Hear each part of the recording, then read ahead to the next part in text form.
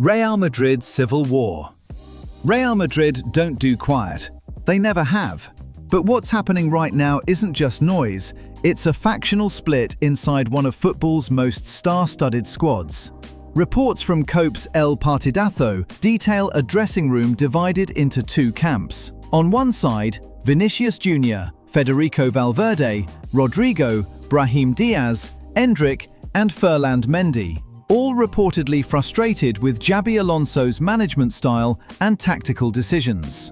On the other side, Kylian Mbappe, Thibaut Courtois, Arda Güler, Dean Huijsen, and Alvaro Carreras, players who have thrived under Alonso and back his vision. At the center of everything is Vinicius. The Brazilian has completed 90 minutes just 4 times this season.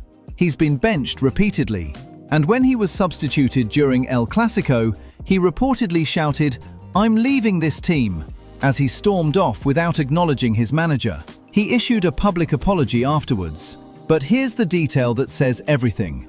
He apologized to his teammates. He apologized to the club. He did not mention Alonso. Now comes the leverage. Vinicius has reportedly told President Florentino Perez that he will not sign a new contract while Alonso remains in charge. His current deal pays him around €18 million net per year. His camp reportedly wants closer to 30 million, plus a renewal fee.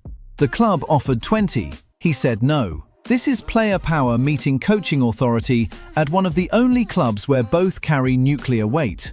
Real Madrid's history shows that managers rarely survive when the dressing room fractures. Alonso has lost just 3 of his first 23 games. And yet, the phrase, "lost the dressing room," is already circulating in Spanish media. The deeper problem is this. Real Madrid assembled a squad of superstars, then acted surprised when those superstars wanted different scripts. Vinicius spent years fighting racism, fighting doubters, fighting entire stadiums. Now he's fighting his own touchline. Mbappe was supposed to arrive and unite the project. Instead, he's become just another power block. You can't sell the family club narrative when half the family wants a different father. Liverpool, replacing a religion, not a manager. Jurgen Klopp didn't just coach Liverpool, he ran a cult.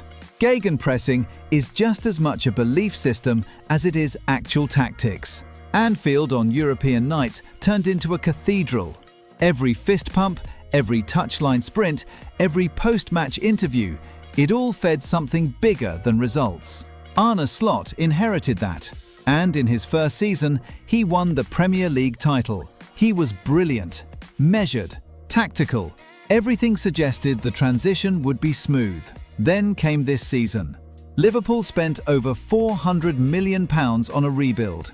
Alexander Isak arrived for a British record fee. Florian Wirtz came from Leverkusen for £100 million. Jeremy Frimpong, Hugo Ekitike, Milos Kerkez. This was supposed to be evolution. Instead, it's a collapse developing in real time. Liverpool have lost 9 of their last 12 games in all competitions. They were beaten 4-1 at home by PSV, 3-0 by Nottingham Forest, 3-0 by Manchester City. They've slipped to 12th in the Premier League, their worst run of form in over 70 years. Slot himself admitted he's confused. In a press conference before the PSV match, he acknowledged the results make no sense to him either. That's not a reassuring quote from a manager under pressure. The tactical issues are real. Liverpool's pressing numbers have dropped. Their defensive actions are happening closer to their own goal than at any point under Klopp. The loss of Trent Alexander-Arnold removed their most progressive passer. Andy Robertson's demotion to the bench took their second most progressive passer. The new signings haven't gelled. Isak has struggled to make the ball stick. Wirtz, now injured, hasn't found rhythm. Kerkez has looked overwhelmed. But the deeper issue might be simpler. Under Klopp, Anfield felt like a volcano. Under Slot, it felt like a well-designed office. Now, that office looks like a mess. Klopp leaving meant the fans lost their leader. They also lost their weekly therapy session. Liverpool tried to install a new operating system on hardware built in Klopp's image. Too many new signings at once. The pressing intensity that once felt like a shared heartbeat now feels too mechanical, too forced. There are already calls for Slot to be sacked. Names like Klopp, Zidane and Steven Gerrard are circulating. Whether the club pulls the trigger or not, the damage is done. Liverpool's problem isn't just form, it's soul. Manchester United, the factory that forgot how to build. Manchester United love telling you about their academy, the Busby Babes, the class of '92, Beckham, Giggs, Scholes, Neville. A youth system so legendary it became central to the club's identity.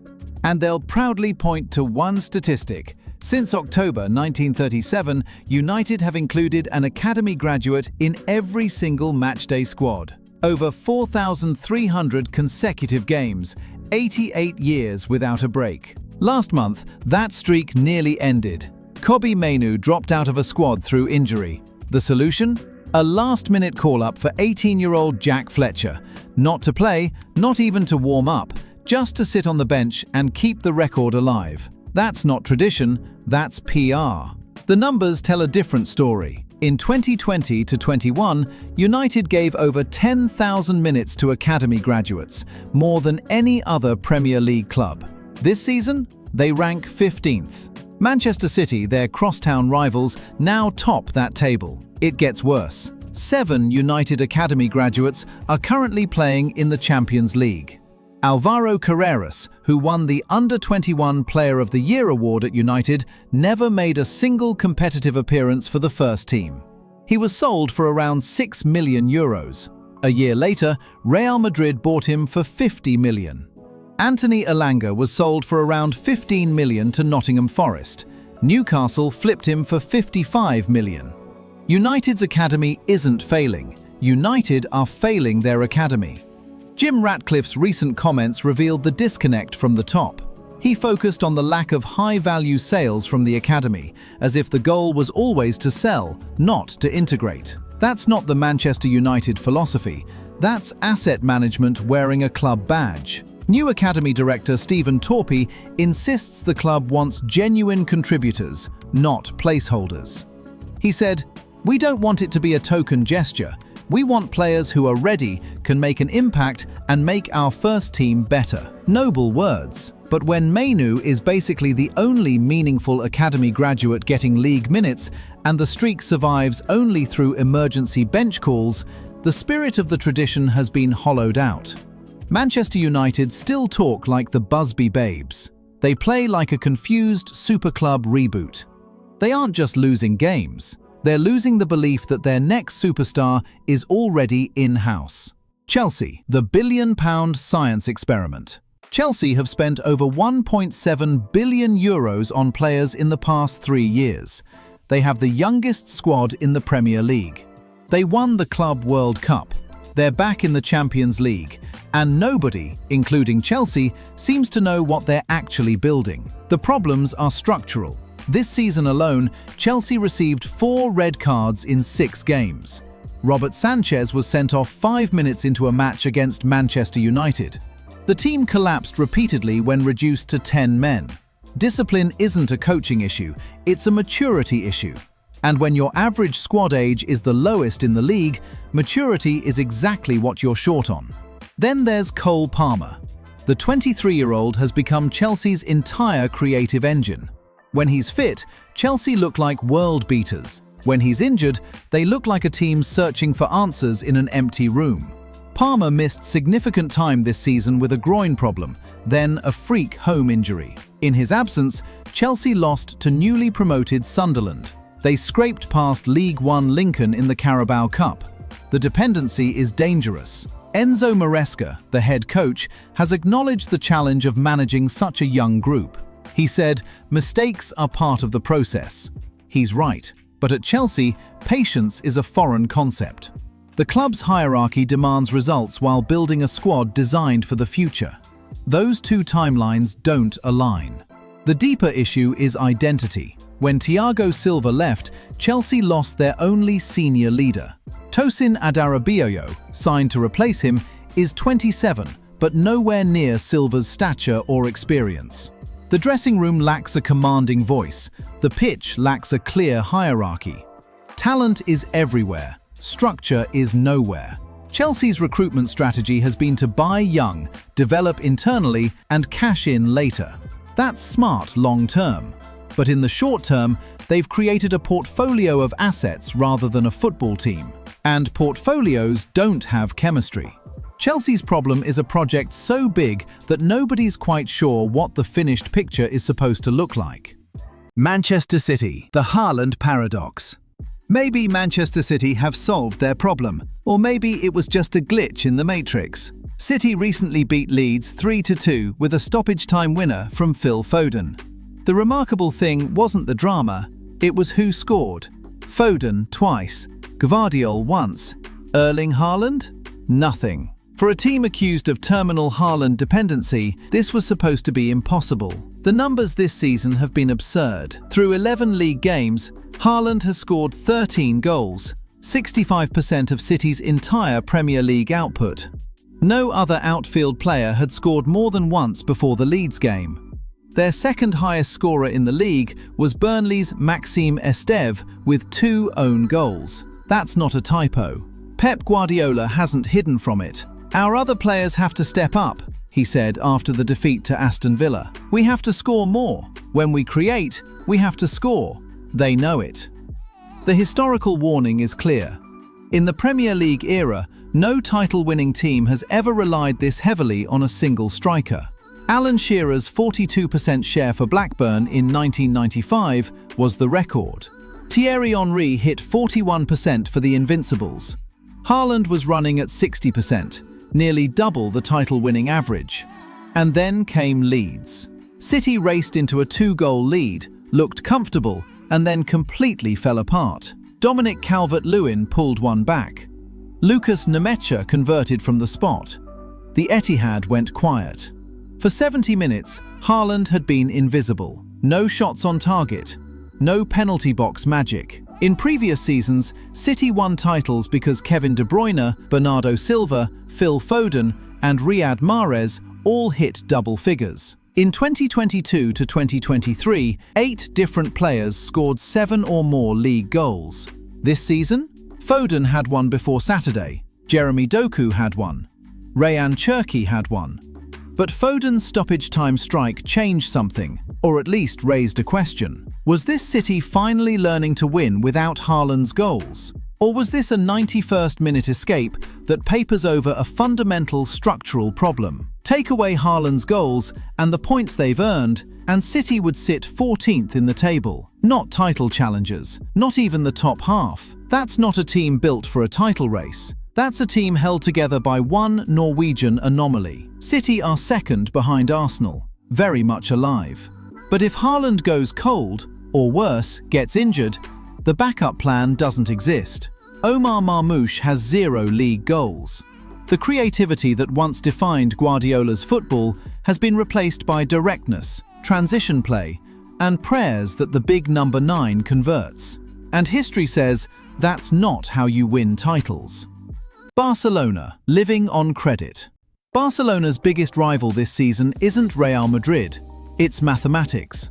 In July 2025, UEFA fined Barcelona €15 million for breaching financial fair play regulations for the 2nd consecutive year. This wasn't unexpected.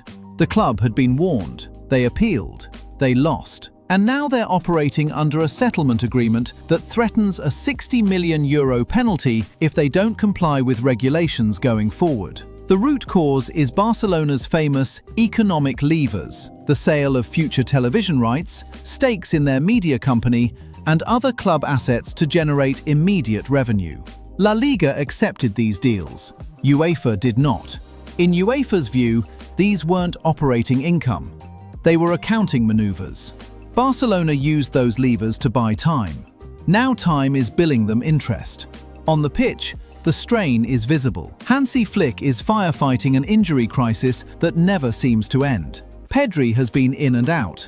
Midfielders and attackers cycle through the treatment room. Every week brings another headline. Another player out for a few weeks. Last season, Barcelona only just managed to register Dani Olmo and Pau Victor due to salary cap issues. The club's financial struggles directly impacted their ability to field players they'd already signed. Imagine buying a car and being told you can't drive it because the paperwork doesn't clear. Barcelona are still competing.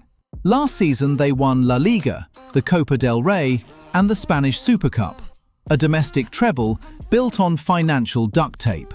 They reached the Champions League semi-finals before falling to Inter in a 7-goal thriller. They are still in the title race, still performing. But the big question is how long they can keep the situation going. The club's identity as a member-owned institution means they can't simply inject capital from wealthy owners like their competitors. President Juan Laporta has argued this point to UEFA directly, meeting with President Alexander Ceferin to negotiate reduced sanctions. But the regulatory bodies aren't sympathetic. Rules are rules. Barcelona are trying to play peak-era tiki-taka on a credit card that keeps getting declined. Tottenham, Perma Rebuild FC. Tottenham don't just change managers, they change ideologies. Ange Postecoglou arrived with chaos football, high risk, high reward, emotionally charged. The fans loved him, the players backed him publicly. Then injuries destroyed his squad, results collapsed, and by June 2025, 16 days after lifting the Europa League trophy, he was gone. Spurs' first silverware in 17 years, rewarded with a sacking. Enter Thomas Frank, fresh from establishing Brentford as a stable Premier League side. He was not everyone's first choice. Questions about whether a manager who'd never worked at a top-6 club could handle Spurs' expectations surfaced immediately. So far, those questions remain unanswered. This season, Tottenham have won just one of their 6 Premier League home games. Their best results come on the road. At home, they've struggled to break down defensive blocks, looking predictable and toothless. The tactical data is concerning. Against Arsenal, Spurs managed just 4 touches in the opposition box. Frank's setup has become far more direct than his predecessors. Go long, compete for second balls, counter quickly. But at Spurs, pragmatism against rivals reads as surrender. Key players are struggling to adapt. Xavi Simons, signed for £51 million, hasn't scored in 10 Premier League appearances. He's admitted that the intensity of English football surprised him. Injuries continue to pile up. Dominic Solanke, Dejan Kulusevski, James Maddison, all sidelined at various points. Frank has argued for patience, for context, but context doesn't bring results or fill the trophy cabinet. Losing to 2-1 to Fulham at home doesn't stop the noise either. Meanwhile, the old guard has scattered. Son Heung-min left for Los Angeles after a decade. Daniel Levy resigned as chairman after 25 years. Even the power structures are being rebuilt from scratch. Tottenham's problem is a club that has been transitioning for so long, it's forgotten where it was supposed to arrive. Leeds United, promotion fairy tale, Premier League horror film. Leeds came up as championship winners. Daniel Farke had built something real at Elland Road. Front foot, emotional football that reconnected the club with its identity. The promotion campaign was romance. The Premier League return was supposed to be vindication. Instead, they've dropped into the relegation zone. 5 defeats in their last 6 league games, 1 win in 7. A brutal fixture run that includes Manchester City, Chelsea and Liverpool in the space of 8 days. The problem started with construction. Leeds spent around £100 million in the summer, but the squad still looks unbalanced. They lack cutting edge in attack. Injuries to key midfielders Sean Longstaff and Anton Stack ripped out the spine just as the schedule intensified. Farke remains defiant. "We were fully prepared that this situation would happen," he said. "I'm fully convinced we can finish 17th or higher." The confidence feels rehearsed. The results don't support it. The warning from history is clear. Farke has been here before. At Norwich, he won promotion twice. Both times, the Canaries went straight back down. The second time, Norwich sacked him on the eve of their first league win of the season. They appointed Dean Smith. They still got relegated, this time finishing dead last. Leeds' promotion glow hid the fact they were still structurally fragile. The board treated survival like a probability. The league is reminding them it's a knife edge. Leeds' problem is being emotionally Premier League-sized, but structurally Championship-built. Arsenal, the curse of being favourites. Arsenal have done everything right. 3 consecutive second-place finishes. Consistent improvement under Mikel Arteta. Smart signings. Victor Gyökeres for £55 million from Sporting. Eberechi Eze for £60 million, hijacked from Tottenham on deadline day. Martin Zubimendi for £51 million, the holding midfielder they'd chased for years. A squad that former players call the strongest in the Emirates era. This season, they've been brilliant. After 12 fixtures, they hold a 6-point lead at the top. They've conceded just 5 goals, the best defensive record in the league. 11 different players have scored. Set pieces have become a weapon. Nearly 70% of their league goals have come from corners and free kicks, the highest ratio in Premier League history. Liverpool have collapsed. The defending champions have lost 6 of their last 7 league games and sit in the bottom half of the table, 11 points adrift. Manchester City are dropping points. Chelsea struggle with consistency. For the first time in 20 years, Arsenal aren't chasing someone else's standard. They are the standard, and that might be the worst thing for them. Pep Guardiola said it plainly. If Arsenal continue this way, it will be almost impossible to catch them. Gary Neville predicted their consistency would be rewarded with the title. Pundits, fans, even rival managers, everyone expects Arsenal to win. Arteta knows the danger. He's been careful in interviews, insisting it's still early, insisting City are too good to write off. But the narrative has shifted. Arsenal aren't plucky underdogs anymore. They're the team with no excuses. The pressure manifests in small ways. Every stumble becomes bottle job discourse. Every draw against a lower half side gets dissected for mental weakness. Arsenal's previous title challenges collapsed against teams that sat deep and frustrated them. The psychological scars remain. When Sunderland snatched a late equaliser in November, Arteta addressed the media with measured defiance. We have won the last 10 games, not conceded goals. We have 7 players injured and the team has been phenomenal. So, let's keep going. But the question isn't whether Arsenal are good enough.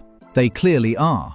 The question is whether they can handle the weight of everyone already crowning them as champions before Christmas. They've been top at New Year's Eve before and crumbled. Arsenal know exactly what's coming. They've been warned 100 times.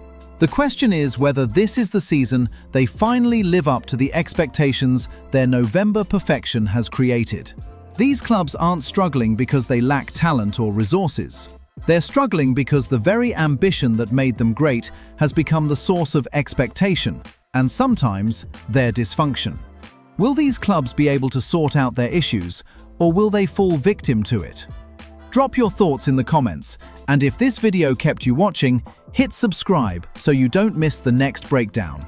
I'll see you in the next one.